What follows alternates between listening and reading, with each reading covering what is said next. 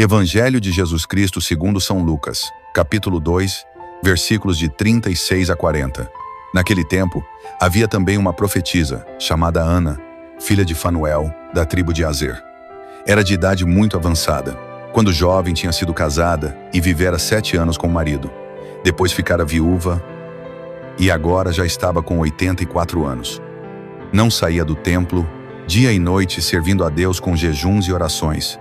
Ana chegou nesse momento e pôs-se a louvar a Deus e a falar do menino a todos os que esperavam a libertação de Jerusalém. Depois de cumprirem tudo, conforme a lei do Senhor, voltaram a Galiléia, para Nazaré, sua cidade. O menino crescia e tornava-se forte, cheio de sabedoria, e a graça de Deus estava com ele. Palavra da salvação. Inscreva-se no canal, compartilhe e dê o like.